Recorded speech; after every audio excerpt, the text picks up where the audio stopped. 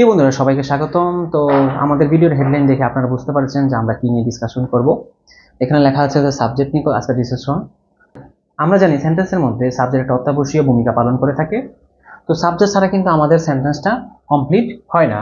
আমরা যদি যে কোনো একটা সেন্টেন্স লিখি, যেমন আই প্লে ফুটবল,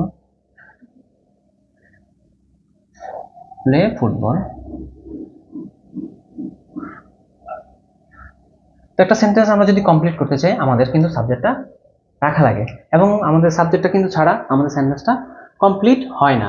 এটা একটা অত্যাবশ্যকীয় একটা ইম্পর্টেন্ট থিং, যেটা ভিআইবি হিসাবে কাজ করে, এবং ভার্ব লাগে, আমাদের অবজেক্ট থাকে। অনেক সময় কিন্তু আমাদের অবজেক্টটাও সেন্টেন্সের মধ্যে প্রয়োজন হয় না।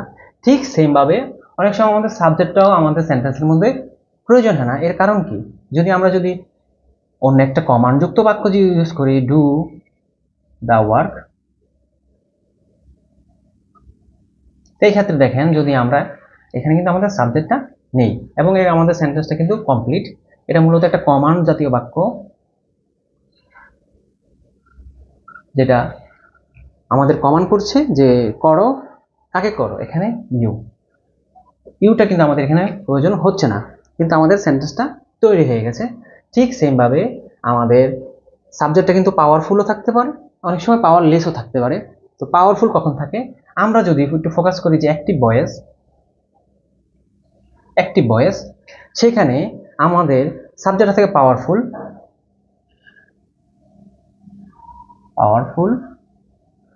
যদি আমরা প্যাসিভ ভয়েস ইউজ করি, সেখানে থাকে পাওয়ারলেস। হ্যাঁ, এখন আমি যে বললাম যে পাওয়ারফুল পাওয়ারলেস, এটা মিনিংটা আমরা কিভাবে বুঝবো? যদি আমরা একটা অ্যাক্টিভ সেন্টেন্স ইউজ করি, যেমন হি ইটস রাইস। ওকে, তো এটা একটা অ্যাক্টিভ সেন্টেন্স, এটা আমরা সবাই কম বেশি জানি।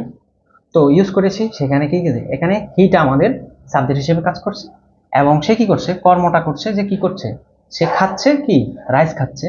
এখানে সে একটা পাওয়ারফুল আমাদের সাবজেক্ট। ওকে, যদি আমরা এটাকে প্যাসিভে নিয়ে আসি, তাহলে কি, রাইস ইজ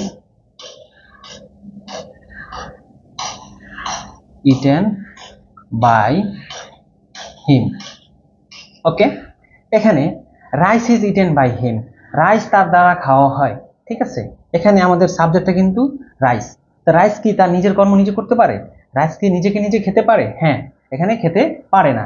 তাই কি রাইসটা আমাদের সাবজেক্ট পাওয়ারলেস হিসেবে কাজ করে। তো আপনারা যদি বুঝতে পারেন যে প্যাসিভের ক্ষেত্রে আমাদের সাবজেক্টটা পাওয়ারলেস হয়ে যায়, আর অ্যাক্টিভের সময় আমাদের পাওয়ারফুল হয়ে যায়। ঠিক সেম ভাবে আমরা কিন্তু অ্যাক্টিভ আর প্যাসিভটা যদি কিভাবে চিনবো সেন্টেন্স, আমরা শুধু সাবজেক্টটাই ফলো করে পেতে পারি। যে আমরা যদি কোশ্চেন করি যে এটা কি সাবজেক্টটা কি কর্মটা সম্পাদন করতে পারে কিনা, যদি পাওয়ার থাকে তার, তাহলে আমরা এটাকে অ্যাক্টিভ ভয়েস হিসাবে পরীক্ষায় টিক মার্ক করতে পারি। ঠিক সেম ভাবে প্যাসিভটাও আমরা যদি আমাদের ভার্বটাকে কোশ্চেন করি যে সাবজেক্টটা কি ক্রিয়া সম্পাদন করতে পারে, যদি নিজে নিজে করতে পারে, যেমন আমরা যদি বলি দ্য ডোর ওয়াজ ক্লোজড। ওকে, এখানে দ্য ডোর আমাদের এখানে সাবজেক্ট হিসাবে কাজ করতেছে, এটা ভার্ব, এটা অক্সিলিয়ারি ভার্ব, এটা মেইন ভার্ব। ওকে, এখানে কিন্তু আমাদের অবজেক্টটা প্রয়োজন হয় না। ঠিক সেম ভাবে এখন যদি আমরা কোশ্চেন করি আমাদের সাবজেক্টটাকে, সে কি কর্মটা প্রদান করতে পারে, যেমন ডোর কি নিজেকে বন্ধ করতে পারে, যদি বন্ধ করতে না পারে তাহলে ঠিকই আমাদেরটা পাওয়ারলেস সাবজেক্ট। এভাবে আপনারা অ্যাক্টিভ ভয়েস অ্যান্ড প্যাসিভ ভয়েসটা আইডেন্টিফাই করতে পারেন শুধু সাবজেক্টের মাধ্যমে। আচ্ছা, এখন আমরা যদি দেখি যে আমরা বললাম যে আমাদের সাবজেক্ট উজ্জ্বল থাকতে পারে, যেমন ডু দ্য ওয়ার্ক, এরকম যদি দেখি। এখন ভিডিওর এই পর্যায়ে আমরা জানতে পেরেছি যে আমাদের সাবজেক্টটা ভার্বের প্রথমে বসে, এবং অনেক সময় উজ্জ্বল থাকতে পারে, পাওয়ারফুল থাকতে পারে, পাওয়ারলেসও থাকতে পারে। এখন যদি বলি আমাদের সাবজেক্টটা ভার্বের পরেও বসতে পারে, এটা কিভাবে সম্ভব যদি দেখি, এটা আমরা দেখতে পারি ইন্টারোগেটিভের জন্য। যখন আমাদের কোনো সেন্টেন্স প্রশ্নবোধক থাকে তখন আমরা এই ব্যাপারটা দেখতে পারি, কিন্তু আমরা ফোকাস করিনি। যেমন ডু ইউ নো মি। ওকে, এখানে দেখতে পাচ্ছেন যে আমাদের ডু ভার্বটা আমাদের সাবজেক্টের প্রথমে আসে। এখন আমরা আরেকটা ব্যাপারও দেখতে পারি, আমাদের সাবজেক্টটা কি মেন ভার্বের পরেও বসতে পারে কিনা। যদি আমরা মেন ভার্বটা বলি ইজ হি এ স্টুডেন্ট, ওকে, এখানে দেখতে পাচ্ছেন ইজটা কিন্তু আমাদের মেন ভার্ব হিসাবে কাজ করতেছে এবং মেন ভার্বের পরে কিন্তু আমাদের সাবজেক্টটা বসে। এখানে আরেকটা বিষয় থাকতে পারে যে সাবজেক্টটা কি শুধু সিঙ্গেলই বসে? না, সিঙ্গেলও বসে না, এটা আমাদের গ্রুপ অফ ওয়ার্ড হিসাবে কাজ করতে পারে। যদি এটা কিভাবে দেখি, a group of word. Okay, group of ওয়ার্ডের মাধ্যমে আমরা সাবজেক্ট দেখতে পারি। এটা কিভাবে দেখতে পারি? ধরেন একটা দিয়ে দিলাম, that new red red car, এটা কিন্তু ফ্রেজ হিসাবে কাজ করতেছে, is Ibrahim's. Okay, that new red car is Ibrahim. তো গ্রুপ অফ ওয়ার্ড হলে আমাদের লাস্টের যে ওয়ার্ডটা থাকবে সেটা আমাদের সাবজেক্ট হিসাবে কাজ করে। ঠিক আছে, এটা আপনারা ফলো করবেন যে যদি ফ্রেজ থাকে, ফ্রেজের সবার লাস্টের ওয়ার্ডটাই কিন্তু আমাদের সাবজেক্ট, সেটা কাজ করে এবং গ্রুপ অফ ওয়ার্ড আকারে থাকতে পারে। আরেকটা বলতে পারি যে the chemistry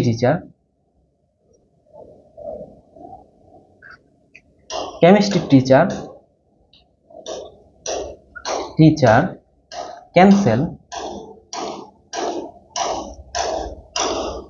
cancel today class.